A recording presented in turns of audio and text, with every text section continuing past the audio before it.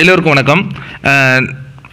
தலைவருடைய பேட்டை படம் உலகம் ஃபுல்லாக ஜனவரி 10ஆம் தேதி ரிலீஸ் ஆகி மக்களின் ஏகோபித்த ஆதரவோட உலகம் எங்கும் மிகப்பெரிய பிளாக் பஸ்டர் ஆகிருக்கு அப்படிங்கிற ஒரு மகிழ்ச்சியான செய்தியை வந்து சன் பிக்சர்ஸ் அவங்களுடைய அதிகாரப்பூர்வமான ட்விட்டர் பக்கத்திலே அறிவிச்சிருக்காங்க. அது ரொம்ப மகிழ்ச்சியான விஷயமா இருக்குது.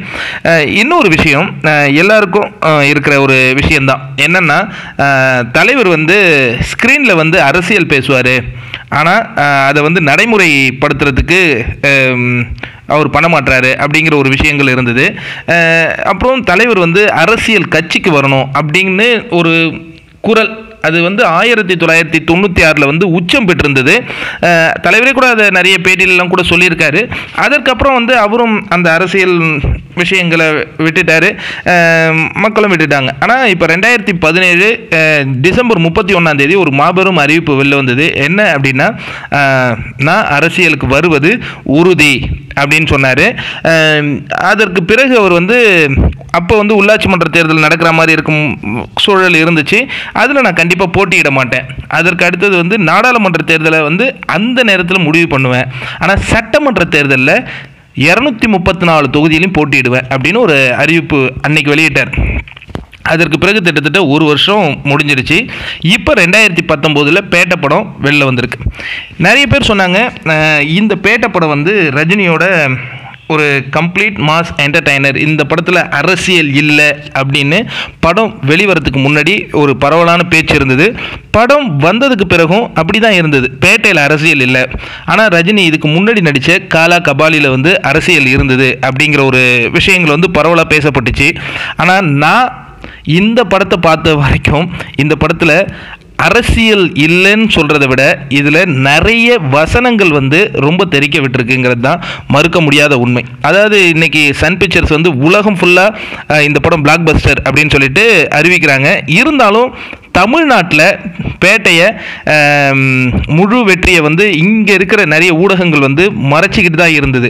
அதுக்கு என்ன காரணம் அப்படிங்கிறதையும் நம்ம யோசித்து பார்த்துக்கிட்டே இருந்தோம் அப்படின்னா, பேட்டை படத்தில் இருக்கிற அந்த அரசியல் வசனங்கள் தான். அதை இப்போ உங்ககிட்ட நான் ஷேர் பண்ணுறேன். பேட்டை படத்தை இது வரைக்கும் பார்த்தவங்களுக்கு கூட இதில் இவ்வளவு அரசியல் இருந்திருக்கா அப்படின்னு உங்களுக்குலாம் தெரியுமா என்னாலும் எனக்கு தெரியல. பட் நான் ஒவ்வொரு விஷயங்களும் நான் டீப்பாக அனலைஸ் பண்ண விஷயங்களை சொல்கிறேன். ஃபஸ்ட்டு பேட்டை ரஜினி என்ட்ரி அப்போ வந்து முனிஷ்காந்த் கேட்பார் தலைவரை பார்த்து, அதாவது தலைவருடைய அந்த அல்ட்ராசிட்டிஸ்லாம் பார்த்துட்டு ஒரு ஃபஸ்ட்டு முனிஷ்காந்த் வந்து டாமினேஷனாக தலைவர்கிட்ட பேசுவார். அதுக்கப்புறம் அவருடைய விஷயங்களை பார்த்துட்டு கொஞ்சம் டவுன் ஆகிட்டு உங்ககிட்ட ஏதோ ஒரு திட்டம் இருக்குது அப்படின்னு ஒரு விஷயம் கேட்பார். அதுக்கு தலைவர் சொல்லுவார், பார்க்கத்தானே போகிறேன் இனி இந்த காளியோட ஆட்டத்தை. ஓகேவா? அதுதான் கொடுத்த ஃபஸ்ட்டு சாம்பிள் தெரியான வசனம். அதற்கு பிறகு மூவ் ஆன உடனே ஒரு கல்லூரி வார்டன் தான் இல்லையா, அந்த கல்லூரியில் வந்து மிகப்பெரிய ஆர்ப்பாட்டங்கள் நடந்துக்கிட்டு இருக்கும். அதாவது ஆர்ப்பாட்டங்கள் மீன்ஸ் என்னென்னா கலாட்டாவாக நடந்துக்கிட்டு இருக்கும். அங்கே வந்து ஒழுங்கினம் இல்லைங்கிற மாதிரி சில விஷயங்கள் வந்து பதிவு பண்ணிகிட்டு இருப்பாங்க. அந்த காலேஜ் பிரின்சிபலே ரேகிங்கில் நம்ம காலேஜ் இது வரைக்கும் 2வது இடத்துல இருக்குது, முதலிடத்துக்கு வேணால் போகட்டுமே அப்படிங்கிற வசனங்கள்லாம் முன்னாடி வரும். அந்த நிர்வாகத்தை தான் தலைவர் வந்து பொறுப்பெடுக்கிறாரு வார்டனா. முதல் நாள்லே உள்ள என்ட்ரி ஆகும்போது ஆட்டம் பாட்டத்தோடு உள்ளே போய் அந்த பசங்களை டெட் சைலண்ட்டாக மாற்றுவார். அதுக்கு ஒரு வசனம் கூட இருக்கும், இதுக்கு முன்னாடி நீங்கள் எப்படி வேணாலும் இருந்திருக்கலாம், ஆனால் இனி இப்படித்தான் இருக்கணும், எப்படி குழந்தைங்களா அப்படிங்கிற மாதிரி ஒரு வசனம் வரும். அதாவது இதுக்கு முன்னாடி நம்ம எப்படி வேணாலும் இருந்திருக்கலாம், இனி ஒழுங்காக தான் இருக்கணும் அப்படிங்கிற மாதிரி ஒரு வசனம் வரும். இதுவும் ஒரு மிகப்பெரிய அரசியல் வசனம் தான். அதற்கு அடுத்த வசனம் பாருங்கள், கல்லூரியில் வந்து உணவு விடுதியில் வந்து சாப்பாடு சரி இருக்காது, அந்த இட்லி அந்த விஷயத்தை வச்சு பேசும்பொழுது புரட்சியை இங்கேருந்து தான் தொடங்கணும் அப்படிங்கிற மாதிரி, மாற்றத்தை இங்கேருந்து தான் தொடங்கணும், உணவுலேருந்து தான் தொடங்கணும், எல்லாருக்கும் சிறந்த உணவு கிடைக்கணும் அப்படிங்கிற ஒரு விஷயத்தை பதிவு பண்ணுவார். அதற்கு பிறகு கல்லூரி அந்த ஃபஸ்ட் இயர் செகண்ட் இயர் அந்த ரேகிங் நடக்கிற ஒரு விஷயத்துக்கும் உள்ள நுழைவார். அந்த விஷயத்துக்கு ஒரு சரியான வசனம் என்னென்னா, புதுசாக வரவங்களை அடக்கி வைக்கணுங்கிற எண்ணம் இங்கேருந்து தான் தொடங்குது போல இருக்கு. அதாவது புதுசாக வரவங்களை அடக்கி வைக்கணுங்கிற அரசியல் இங்கேருந்து தான் தொடங்குது போல இருக்கு அப்படின்னு சிரிச்சுக்கிட்டே அந்த வசனத்தை கடந்து போவார். இதுக்குள்ள மிகப்பெரிய வசனங்கள், அரசியல் வசனம், இதை விட வேற என்ன சொல்ல முடியும் அப்படிங்கிற மாதிரி தான் நமக்கு பார்க்க தோணுது. அப்புறம் இந்த பாபி சிம்காவோட ஒரு டைலாக் பேசுவார். பாபி சிம்காவுடைய அந்த அடாவடியை குறைக்கணுங்கிறதுக்காக ஒரு டாமினேஷன் ஆகி, இனி இங்கே இருந்தேன்னா அடித்து அன்றவர் தெரிகிற மாதிரி ஓட விட்டுருவேன், மானத்துக்கு பயந்தினா இப்படியே ஓடிடு அப்படிங்கிற ஒரு விஷயமும் அதில் பதிவு பண்ணுவார். இதெல்லாம் வந்து மிக மிக பவர்ஃபுல்லான ஒரு டைலாக்ஸ் தான். அதற்கு பிறகு உள்ளே வந்தோம்னா மண் கடத்தல், அதாவது பேட்ட ரஜினியை காட்டும்போது அவருடைய இன்ட்ரடக்ஷன் இங்கே தான் வரும். மண் கடத்திட்டு இருப்பாங்க வில்லன்கள், அதை வந்து கடத்தக்கூடாது, அந்த மண்ணை திருடக்கூடாது, அதை கடத்தக்கூடாது அப்படிங்கிற ஒரு விஷயத்தில் வரும்போது வில்லன் வந்து ஒரு கேள்வி தலைவரை பார்த்து கேட்குற மாதிரி இருக்கும். ஏய், என்னை பிடிச்சி உள்ளே போட்டுட்டில, திரும்பியும் வந்தால் நான் மண் அள்ளுவேண்டா அப்படிங்கிற மாதிரி.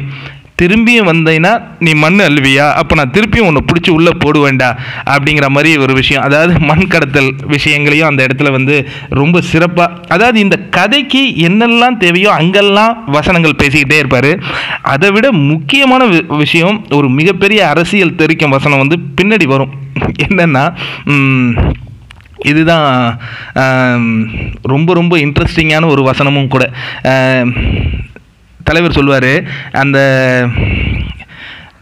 நவாசுதீன் சித்திக் அந்த கேரக்டர்கிட்ட பேசும்போது, அதாவது உன்னை வந்து இனி நான் டிஸ்டர்ப் பண்ண வேணான்னு தான் இருந்தேன், ஆனால் எப்போ நீ என் ரூட்டுக்கு வந்துட்டியோ உன்னை அப்போவே அழிக்கணும்னு முடிவு பண்ணிட்டேன் அப்படின்னு சொல்லிட்டு, 20 வருஷமாக நான் வந்து மறைஞ்சி இல்லை, பதுங்கி இருந்தேன்.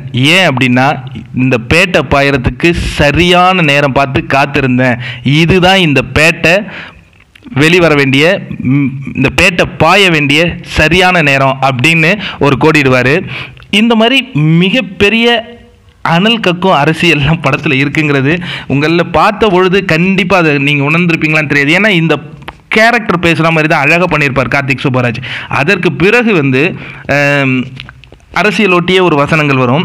எப்படின்னா, சசிகுமார் ஒரு விஷயம் சொல்லுவார், நல்லவனாக இருக்கலாம், ரொம்ப நல்லவனாக இருக்கவே கூடாது அப்படிம்பாரு. இதெல்லாம் வந்து நிறைய விஷயங்கள் வந்து ஐ திங்க் எனக்கு தெரிஞ்சு காவாலி பேசினதை விடலாம் இந்த படத்தின் அரசியல் வந்து ஒரு மிகப்பெரிய அரசியல் தான். இதை புரிஞ்சவங்களுக்கு புரியும்னு நினைக்கிறேன். பட்டு யோசிச்சு பார்த்தீங்கன்னா, தலைவர் வந்து சினிஃபீல்டு எல்லாருமே நினைக்கிறாங்க நேராக வந்தார், பாலச்சந்தர் பார்த்தாரு, சேர்ந்துட்டாருன்னு. அந்த மாதிரிலாம் கிடையாது. அவர் போய் ஃபிலிம் இன்ஸ்டியூட்டில் படித்தார், தன்னை தயார்படுத்திக்கிட்டார். தயார்படுத்ததுக்கு பிறகு தான் அரசியலில் என்ட்ரி ஆனார். அதே மாதிரி தான் இந்த அரசியல் அப்படிங்கிற ஆட்டத்துக்கு கூட தயார்படுத்திக்கிட்டு தான் இருக்கார். இது எப்போ ரெடி அப்படின்னா அப்போ தான் ஜூட் ஆவார் அப்படிங்கிறது தான் நம்ம இதில் கண்டுக்கிற ஒரு விஷயமா இருக்குது. இன்னும் ஒன்று நம்ம இதை பார்த்தோம் அப்படின்னா, இது வரைக்கும் தலைவர் வந்து ஒரு கொள்கையும் அறிவிக்கலை, கட்சி பெயரையும் அறிவிக்கலை, கொடியையும் அறிவிக்கலை. ஆனால் அவர் தான் இன்றைக்கி தமிழ்நாட்டில் விவாத பொருள். அவர் பேசினார்னா அன்றைய நாள் வந்து டிவி நிகழ்ச்சியில் விவாத மேடை நடக்கும், அவர் பேசலைனாலும் விவாத மேடை நடக்கும். இந்த மாதிரி எப்படி தலைப்பு செய்தியாக திட்டத்திட்ட அவர் தான் ஊடுருவி வந்துக்கிட்டே இருக்காரு. அது அவரை பற்றி பாசிட்டிவாக அவங்க பேசினாலும் சரி, அவரை பற்றி நெகட்டிவாக பேசினாலும் சரி, தலைப்பு செய்தியாக இருந்துக்கிட்டே இருக்காரு. இதுதான் ஒரு தலைவனுக்கு மிக சிறந்த நேரம் அப்படிங்கிற மாதிரி தான் கோடிட்டு காட்டப்படுது. பார்ப்போம், பேட்டையாக திரையில் பாஞ்சிட்டாரு. அடுத்தது எப்படி, எந்த பாய்ச்சல்லாம் எப்படி இருக்கும் அப்படின்னு தெரியல. என்னை பொறுத்த வரைக்கும் காலாகபாலி வந்து மிகப்பெரிய அரசியல்னு சில பேர் சொன்னாங்க. எனக்கு அந்த படத்தை பார்த்துட்டு என்ன அரசியல் அதில் இருக்குன்னு சொல்லிட்டு எனக்கெல்லாம் அவ்வளோவா ஒன்றும் புரியல. புரிஞ்சவங்க யாராவது இருந்ததுன்னா அதை கமெண்ட் பண்ணுங்கள். பட் பேட்டையில் நிறைய வசனங்கள் இருக்குது. இதுதான் பல பேர் தூக்கத்தை கூட கெடுத்துருக்கு அப்படின்னு சொல்லலாம். சேனல் பிடிச்சிருந்ததுன்னா சப்ஸ்கிரைப் பண்ணுங்கள், ஷேர் பண்ணுங்கள், குட் ஹார்ட் குட் ஹெல்த்தை சப்போர்ட் பண்ணுங்கள். நன்றி, வணக்கம்.